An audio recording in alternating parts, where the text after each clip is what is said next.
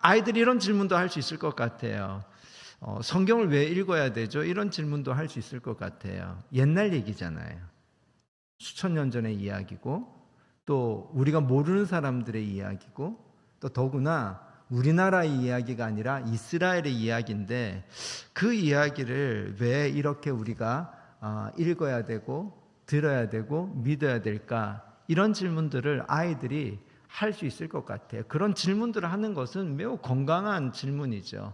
진짜 건강한 질문을 할 수 있도록 하는 것, 이것은 아이들의 신앙을 조금 더 깊이, 하나님을 좀 더 알아가게 하는 매우 중요한 거라고 생각을 합니다. 우리들도 그렇게 생각할 수 있지 않을까요? 옛날 얘기인데, 이스라엘 사람들의 이야기인데 왜 우리가 오늘 이렇게 이걸 읽어야 되고 들어야 되고 믿어야 될까? 이유는 진리이기 때문입니다. 근데 진리라는 것은 시대와 사람과 상황과는 상관이 없이 변함이 없는 것, 이것을 진리라고 합니다. 그러니까 옛날 이야기지만 변함없는 진리이기 때문에 지금 이 시대에 여기를 살아가는 사람들과 우리의 삶의 자리에서도 동일하게 필요하고 동일하게 살아있는 진리이기 때문에 오늘 우리는 이 성경을 듣고 읽고 믿는 거죠. 그러면 이제 질문이 생깁니다. 그럼 성경이 말하는 진리가 뭐죠? 성경이 말하는 진리가 무엇입니까?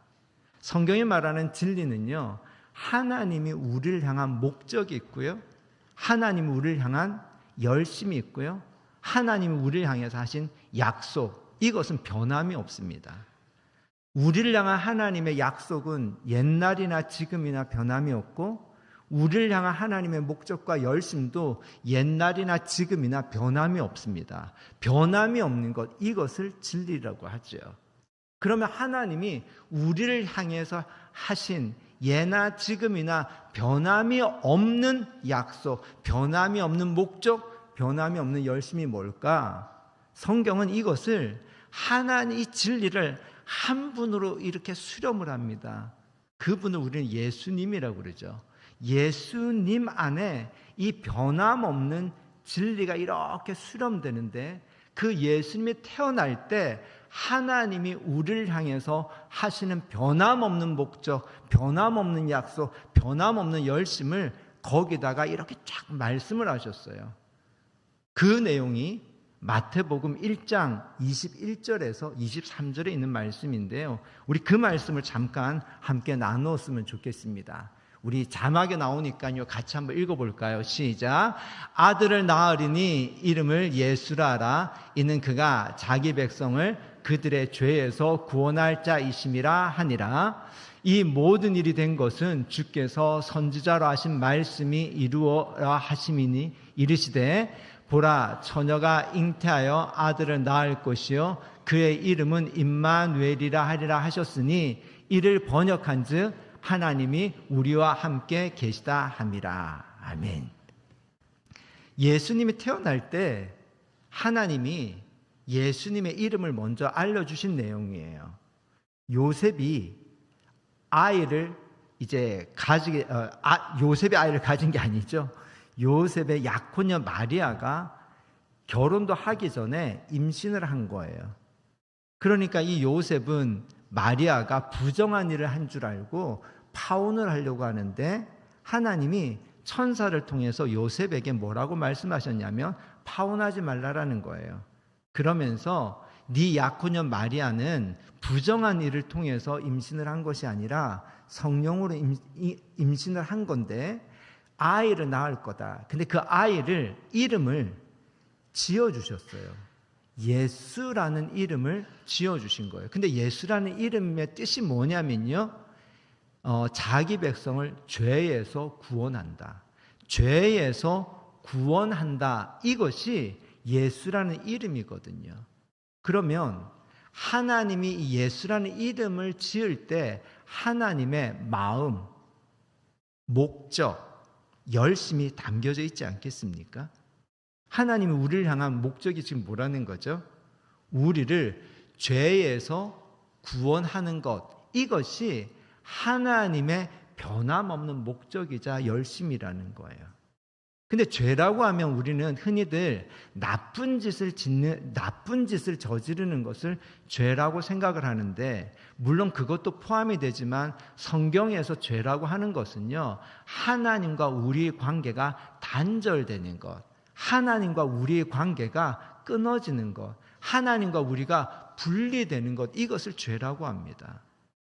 그래서 하나님이 죄에서 구원한다라는 것은 하나님과 우리의 관계가 끊어졌는데 이것을 어떻게 해요? 회복하는 것, 이것이 구원이라는 거예요. 그래서 나중에 이 예수라는 이름을 짓게 된 것을 말하면서 하나님이 이 예수님이 태어나기 약 600년 전에 선지자 이사야를 통해서 예언을 하셨어요. 그 예언을 하신 내용이 뭐냐면 처녀가 잉태할 것인데 그 이름을 임마누엘이라 하라라는 이 예언의 이야기를 합니다. 즉 이거를 요즘 말로 하면 하나님이 예수님이 태어나기 600년 전부터 소위 태명을 지으셨다라는 거예요. 그 태명이 뭐였냐면 임마누엘이라는 거죠. 근데 임마누엘의 뜻이 뭐냐? 하나님이 우리와 함께 계시다.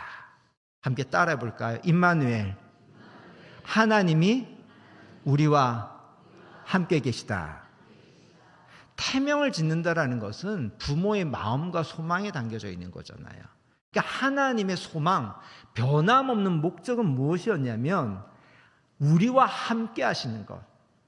우리와 함께 하는 것은 하나님의 변함없는 목적이자 열심이자 약속이었다라는 거죠. 이것이 진리입니다. 진리는 변함이 없는 거예요. 우리를 향한 하나님의 변함없는 진리는 무엇이냐면 하나님은 우리와 함께 하신다라는 거예요. 예수님이 마지막에 제자들에게 하신 말씀도 똑같아요. 마태복음 28장 20절에도 뭐라고 되어 있냐면요, 함께 읽어볼까요? 시작. 내가 너희에게 분부한 모든 것을 가르쳐 지키게 하라. 볼지어다 내가 세상 끝날까지 너희와 항상 함께 있으리라 하시니라. 아멘. 여기서도 예수님이 뭐라고 하십니까? 마지막에 제자들에게 하신 말씀이거든요. 내가 세상 끝날까지 너희와 항상 함께 하겠다. 이 말씀, 이 약속은요, 변함이 없습니다. 옛날이나 지금이나 앞으로도 변함이 없어요. 변함없는 것을 뭐라고 그러냐면 이거를 진리라고 합니다. 성경은 한결같이 변함없는 진리를 뭐라고 얘기하냐면요, 하나님은 우리와 함께 하신다라는 거예요. 이거는 예나 지금이나 어떠한 상황이나 누구에게나 동일하게 변함없는 하나님의 진리, 곧 하나님의 목적이자 하나님의 열심이고 하나님의 약속입니다. 하나님이 여러분과 함께 하시는 걸 믿으십니까? 그러면 이런 질문이 생깁니다. 하나님이 나와 함께 하신다라는 것, 즉 나를 사랑하시고 나와 함께 하신다라는 건 변함이 없는 진리인데 나는 나 자신을 바라보고 내 삶을 바라보면서 하나님이 정말 함께 하시구나 라를 언제나 그것을 믿고 고백하는가? 그러지 못할 때가 우리가 있지 않습니까? 내 모습을 보고 내가 살아가는 걸 보면서 하나님이 나를 사랑하시고 나와 함께 하시는데 왜 나는 이런 모습일까? 이건 진리라고 했잖아.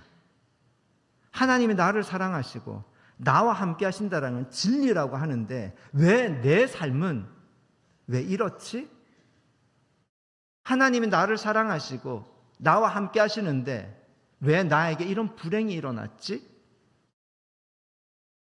이런 질문들을 우리는 살아가면서 가지게 되지 않습니까? 여러분 이런 질문 하시나요? 하지 않나요?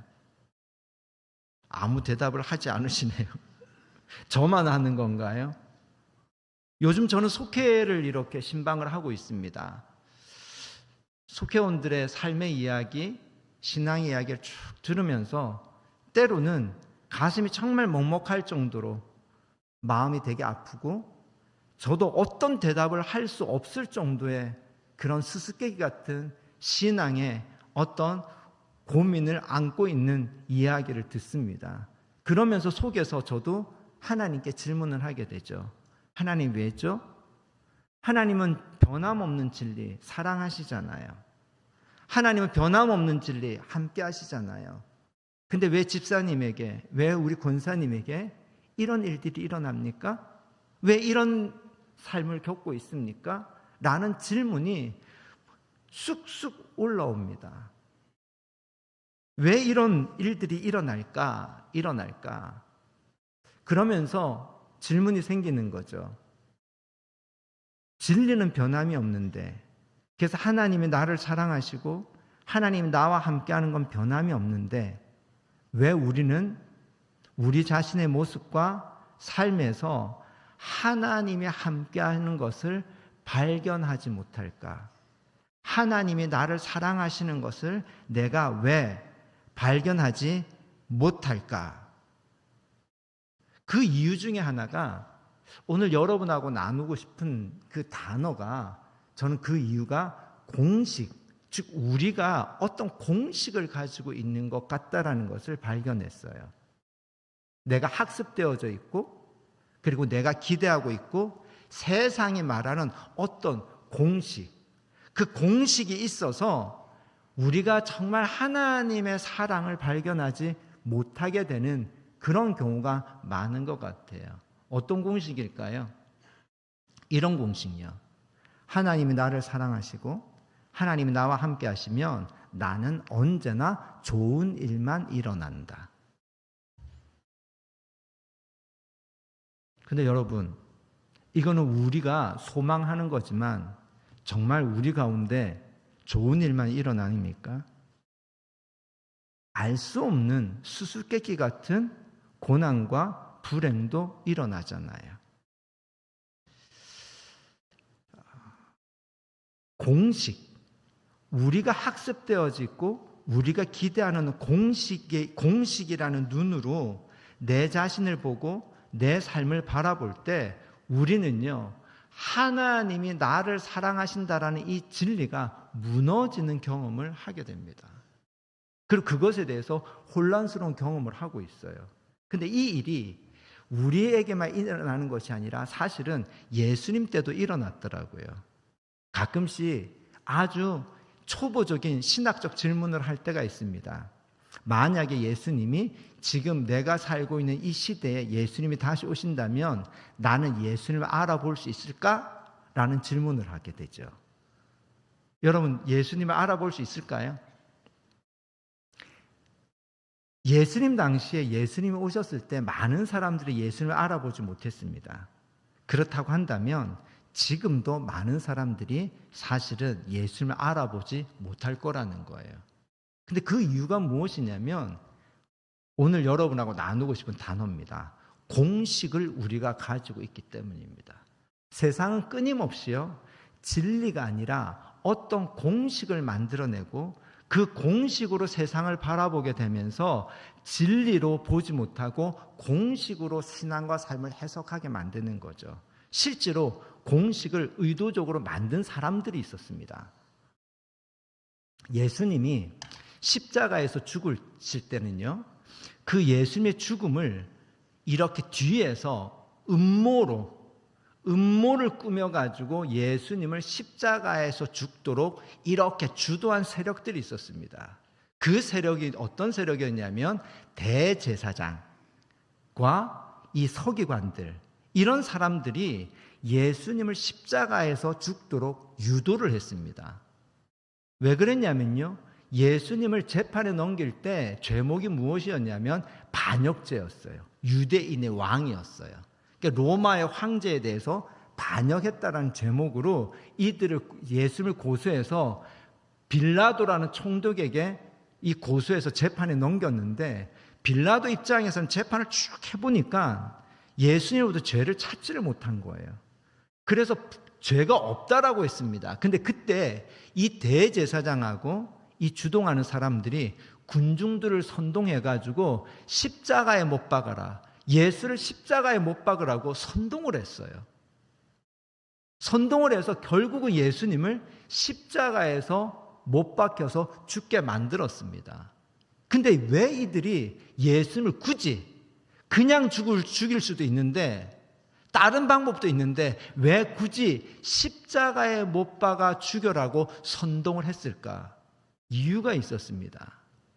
많은 사람들이요, 예수님의 영향을 받고 있었는데 대제사장 입장에서는 예수님을 저주받은 모습으로 죽게 해야지만이 이 군중들이 예수님의 영향력으로부터 차단될 수 있다라고 판단을 한 거예요.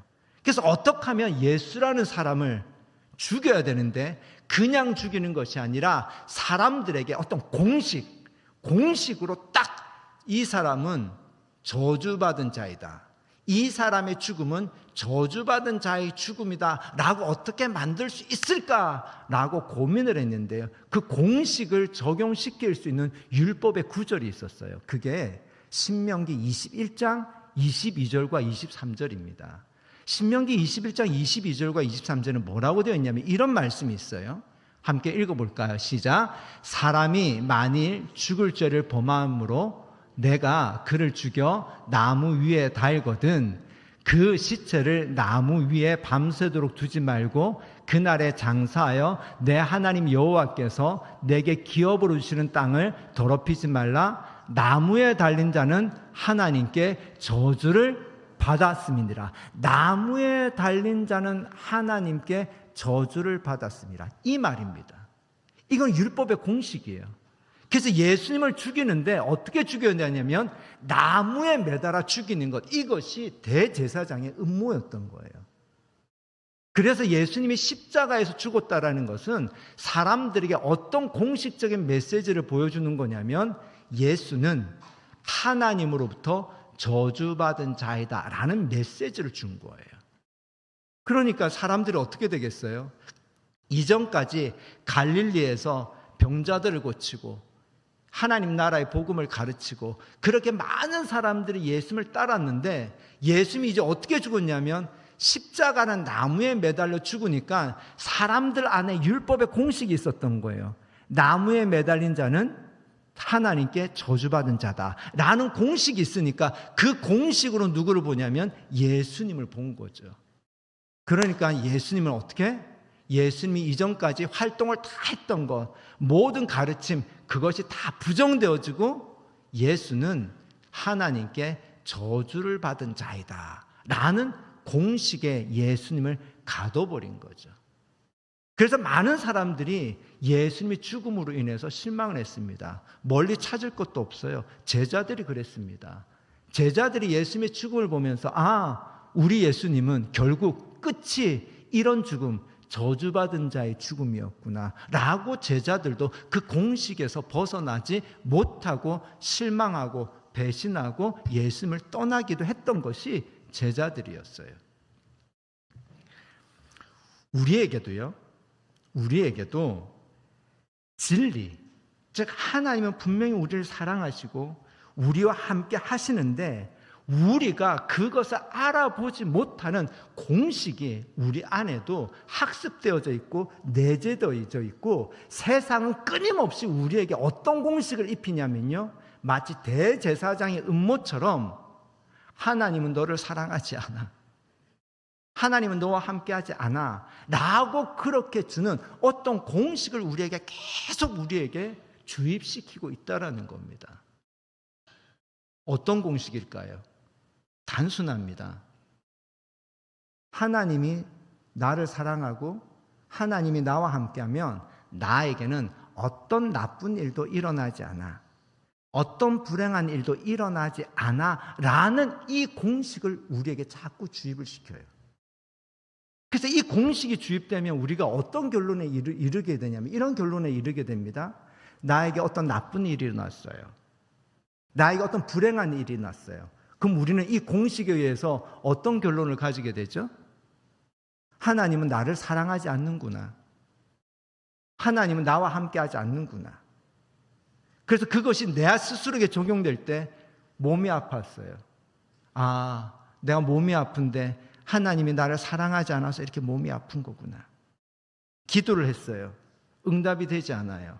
아, 하나님은 나를 사랑하지 않기 때문에 기도 응답을 하지 않구나. 우리는 이런 결론에 자꾸 이르게 돼서 무언가 우리 안에 하나님을 믿는다고 하면서 내 삶에 어떤 불행한 일이 일어나면 아유, 이게 내가 죄가 많아서 그렇지, 하나님이 나를 사랑하지 않아서 그렇지, 아, 내가 하나님께 뭔가 열심히 하지 않아서 그렇지, 자꾸 이런 공식이 우리 안에 들어오면서 변함없는 진리, 하나님이 나를 사랑하고 하나님이 나와 함께한 이 변함없는 진리를 자꾸 무너뜨리는 그런 어려움에 처합니다. 근데 분명한 것은 여러분, 진리는 변하지 않아요. 하나님이 나를 사랑하는 것은 변하지 않습니다. 하나님이 나와 함께 하시는 건 변하지 않습니다. 이 얘기는 무엇이냐면요, 내가 좋은 일이 있더라도 하나님이 나를 사랑하는 것과 함께 하시는 건 변하지 않고요, 내게 어려운 일이 있더라도요, 하나님이 나를 사랑하고 나와 함께 하는 건 변하지 않는 거예요. 내가 건강할 때도 하나님은 함께 하시고요, 내가 아플 때도 하나님은 함께 하시는 거예요. 내가 행복할 때도 하나님이 함께 하시지만 내가 불행할 때도 하나님이 함께 하시는 거예요. 공식은 변하지만 진리는 변하지 않습니다. 그런데 우리는 우리의 신앙과 삶을 공식으로 바라봅니까? 진리로 바라봅니까? 진리로 바라본다고 하지만 끊임없이 우리는요, 공식으로 우리의 자신과 우리의 삶을 바라볼 때가 너무 많다라는 겁니다.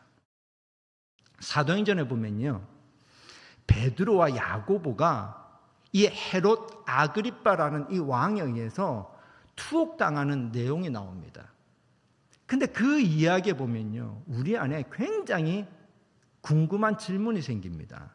왜냐하면요, 베드로하고 야고보가 투옥이 됐는데 이 베드로와 야고보는요, 요한과 더불어서 예수님의 12제자 중에 특별히 사랑받는 제자 3사람 중에 2사람이었습니다. 우리가 아시다시피 예수님이 변화산이라는 곳에 갈 때 제자 12명을 데려가지 않고 베드로와 야고보와 요한 이 3사람을 데리고 가요. 그리고 이 3사람에게만 예수님이 변화된 모습, 하얀 빛으로 변화된 모습을 보여주십니다. 특별히 사랑한 3명의 제자이죠. 그런데 이 3명의 제자 중에 베드로와 야고보가 똑같이 헤롯 아그리빠에게 잡혔는데 야고보는 참수형, 즉 목이 잘리는 처형을 당해서 순교합니다. 그리고 베드로는요, 다음 날 군중 앞에 나아가서 야고보처럼 참수형을 당하기 하루 전날 밤에 베드로가 감옥에 갇혀 있는데 천사가 찾아와요. 천사가 찾아와서 베드로를 깨웁니다. 깨울 때 손에 이렇게 묶여있던 쇠사슬이 풀려버립니다. 그리고 옷을 입으라 그래서 베드로 옷을 입었는데요, 천사를 따라서 베드로가 가는데요, 놀라운 것은 베드로가 이게 꿈인지 생신지 알 수 없을 정도로 그 문들을 통과합니다. 철문이 열리고요, 파수꾼이 지키고 있는데 파수꾼이 천사와 베드로를 알아보지 못하고 매우 신비롭게 이 모든 것을 탈출합니다. 그리고 베드로가 숨을 수 있는 동료 그리스도인의 집으로 데려다 주고 난 이후에 천사가 사라져요. 그럼 질문이 생기죠. 하나님, 왜 베드로는 그렇게 기적같이 살려주시고 야고보는 왜 참수형을 당했습니까? 더구나 이때는요, 초대교회가 아주 부흥할 때예요. 그래서 베드로는 이 초대교회가 부흥할 때 아주 놀랍게 쓰임받았습니다. 근데 야고보는요, 이 교회의 부흥이 일어나는 그 무렵에 그냥 순교당하고 죽어버려요. 그럼 이렇게 되는 거죠. 하나님은 베드로만의 하나님인가요? 야고보의 하나님은 아닌가요? 우리가 생각할 때는 왜 야고보는 그렇게 죽고 왜 베드로만 살립니까? 라고 얘기하지만 사도행전은요, 이 두 이야기를 같이 하고 있습니다. 베드로 이야기만 하는 것이 아니라 순교당한 야고보 이야기도 같이 하고 있다는 거예요. 이것은 무엇을 얘기하고 있을까요? 공식을 얘기하는 것이 아니라 진리를 이야기합니다. 공식으로 보면요, 야고보 이야기가 들어가면 안 됩니다. 왜? 야고보는 예수님을 믿다가 참승을 당해서 순교당했기 때문에, 불행했기 때문에, 꿈도 못 이루었기 때문에, 쓰임도 받지 못했기 때문에 이 야고보 이야기는 제외돼야 돼요. 근데 사도행전은요, 베드로 이야기도 하지만 야고보 이야기를 같이 하고 있습니다. 왜 그럴까요? 진리이기 때문입니다. 베드로가 그렇게 기적과 같이 예수님 천사에서 구출되는 것, 이것도 하나님의 변함없는 진리이고요. 야고보가 그렇게 참선을 당해서 순교당하는 것도, 이것도 변함없는 하나님의 진리이기 때문입니다. 무슨 얘기입니까? 야고보가 참수당하고 투옥당해서 참수당하고 죽을 때, 그때도 여전히 하나님은 야고보를 사랑하셨고 야고보와 함께 하셨다라는 겁니다. 베드로가 놀라운 기적으로 구출될 때도 하나님은 여전히 베드로를 사랑하시고 베드로와 함께 하셨다라는 겁니다. 성경은 베드로에게도 변함없는 진리를 이야기하고 야고보에게도 변함없는 진리를 이야기하고 있습니다. 우리가 살아가는 삶에서는요, 베드로 같은 일들을 우리가 경험하기도 하고 야고보 같은 일들을 경험합니다. 베드로의 경험만이 반드시 하나님이 나와 함께 하시는 경험이 아니라는 거죠. 야고보 같은 경험 안에서도 변함없는 진리, 하나님은 우리와 함께 하신다라는 겁니다. 즉 야고보가 죽는 죽음의 순간, 그때도 하나님은 야고보와 함께 하고 계셨다라는 거죠. 아멘.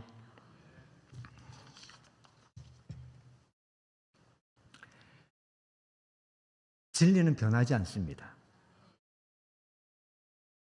성경이 우리에게 말하는 진리는요, 하나님은 변함없이 우리를 사랑하시고 변함없이 우리와 함께 하십니다. 변함없는 진리는 우리가 좋은 일일 때나 어려운 일일 때나 어떤 상황과는 상관이 없이 모든 순간마다 모든 상황마다 하나님은 변함없이 우리를 사랑하시고 변함없이 우리와 함께 하십니다. 아멘. 요한이 전한 이 기쁜 이야기를 나누면서 이제 이번 주부터 저는 여러분하고 사마리아 여인 이야기를 하려고 합니다. 사마리아 여인이 예수를 만나는 이야기를 이제 다음 주부터 본격적으로 하려고 하는데요. 오늘 사실 이 말씀을 그 사마리아 여인의 이야기를 하기 전에 마치 서론처럼 오늘 여러분하고 이야기를 나눴는데요. 사마리아 여인, 이 여인이 우물가로 나오는데요. 우물가로 나오는 시간이 언제냐면 오늘 본문에 보니까 6시라고 돼 있어요. 근데 우리 시간으로 하면 낮 12시입니다. 낮 12시에 우물가에서 우물을 깃는 일은 없어요. 이 이야기는 이 여인이 마을에 도저히 혼자 있을 수 없는 마음의 자리를 의미합니다. 나는 이 마을에서 도저히 있을 수가 없어. 사람들하고 도저히 있을 수가 없어서 나는 사람들이 없는 곳으로 가야 되는데 사람들이 없는 곳으로 갈 수 있는 곳이 지금 혼자서 낮 12시에 우물가로 온 거예요. 근데 왜 그 여인이 이 우물가로 왔을까? 나중에 그 뒤에 성경에 보면 이 여인은 결혼을 5번 한 여인입니다. 지금 사는 남자도 남편이 아니라는 거예요. 그러니까 6번째 남자랑 살고 있는 거예요. 이 얘기는 무슨 얘기일까요? 공식이라는 단어로 보면 이 여인은 삶의 공식에서 계속 어떻게 해요? 실패한 여인이라는 겁니다. 공식이 계속 무너지는 거예요. 그래서 그 공식의 시선으로 보면요, 사람들로부터 같이 있기가 너무 괴로운 인생이 되었다라는 겁니다. 왜? 그 마을에 있는 사람들은 다 공식이라는 기준으로 이 여인을 바라보는 거죠. 얼마나 이 여인이 하나님께 죄를 지었으면, 얼마나 이 여인이 하나님께 벌을 받고 있으면 이렇게 결혼을 5번이나 하고 지금 사는 남편도 이 6번째 남편이다. 이 공식이 지배하고 있는 이 마을에서 이 여인은 도저히 있을 수가 없는 거예요. 그러니까 뭐예요? 이 낮에 12시에 우물가로 나오는 겁니다. 그런데요, 오늘 이 말씀에 보면요, 거기에 누가 먼저 가 계셨어요? 예수님이 먼저 가 계셨더라는 거죠. 저는 이 말씀을 오늘 여러분하고 정말 나누고 싶은 거예요. 공식에 의하면 이 여인은 불행한 여인이고, 공식에 의하면 이 여인은 마을에 있을 수 없는 여인인데, 공식이 무너진 이 불행한 여인의 이 자리에 누가 먼저 와 계시더라고요? 예수님이 먼저 와 계시다라는 겁니다. 이것이 변함없는 진리입니다. 예수님은 이런 여인을 삶의 자리에 먼저 찾아가셔서 그 여인, 공식이 무너진 이 절망스러운, 이 괴로운 이 여인을 예수님이 먼저 기다리고 있었다라는 거예요.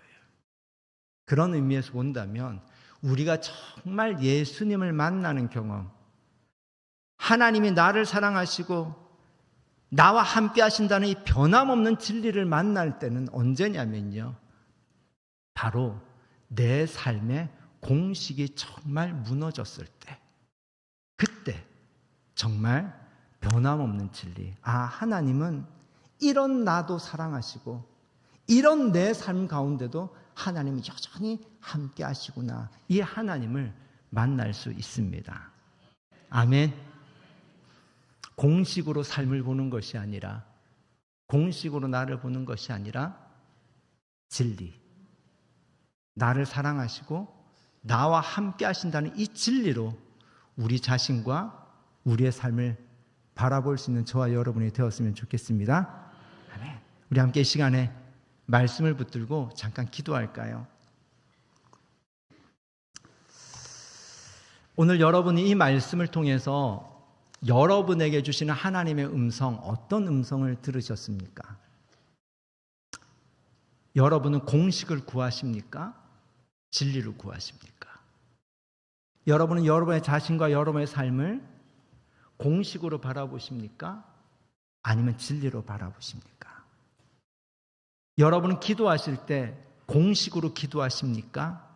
아니면 진리로 기도하십니까? 오늘 여러분에게 주시는 하나님의 음성, 그 음성이 있다면 이제 여러분의 입술로 여러분이 하나님께 기도하는 시간을 가졌으면 좋겠습니다. 우리 잠시 묵상하고 기도하는 시간 가지겠습니다.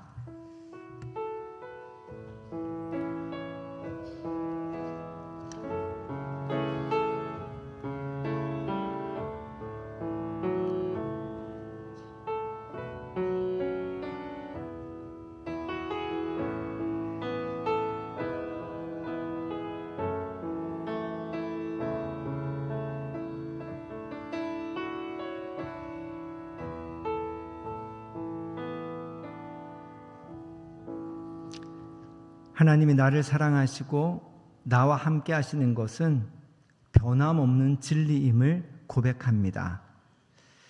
우리가 살아갈 때 때로는 좋은 일이, 때로는 나쁜 일이, 때로는 내게 행복한 순간이, 때로는 불행한 순간이 올 때가 있지만, 하나님, 그 모든 상황과는 상관이 없이 우리가 변함없는 진리로 우리 자신을 바라보고 우리의 삶을 바라볼 수 있도록 우리의 믿음을 굳게 붙잡아 주시옵소서. 어떤 상황에서든지 하나님이 나와 함께 하십니다. 어떤 상황에서든지 하나님이 나를 사랑하십니다. 이 진리를 붙들고 진리로 기도하고 진리로 살아가는 저희들 되게 하여 주시옵소서. 예수님의 이름으로 기도드렸습니다. 아멘.